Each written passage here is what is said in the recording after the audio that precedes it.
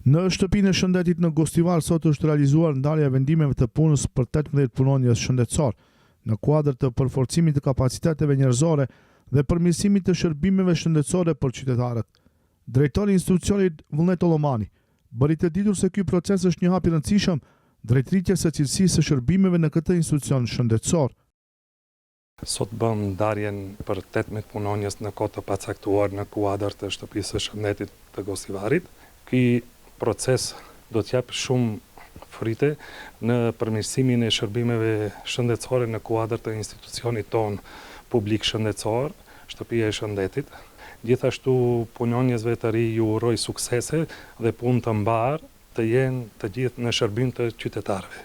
Ne sot kemi punësuar 6 mjek, 8 motra medicinale, një vozitës, një administrator, një punonjës të higjienës dhe një punonjës fizike. Sipas të dhënave zyrtare në këtë cikël punësimi janë përfshirë profile të ndryshme profesionale, përkatësisht 6 mjek, 8 motra medicinale, një vozitës, një administrator, një punonjës higjienës dhe një punonjës fizik. Ky përforcim i stafit pritet ndikojë drejt për drejt në lehtësimin e ngarkesës së punës dhe përmirësimin e shërbimeve për pacientët, duke adresuar një pjesë të sfidave aktuale në sektorin shëndetësor.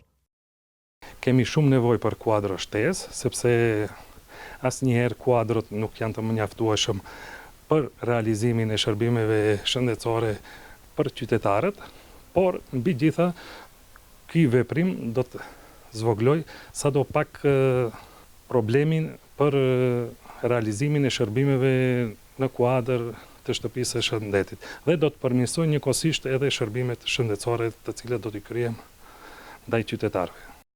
Megjithatë, nga drejtuesit e institucionit u theksua se nevoja për kuadër shtesë mbetet ende e madhe për shkak të kërkesave të vazhdueshme të qytetarëve për shërbime cilësore dhe të shpejta shëndetësore. Punësimet e reja konsiderohen si një hap pozitiv, por jo i mjaftueshëm për të përmbushur të gjitha nevojat e sistemit shëndetësor në nivel lokal.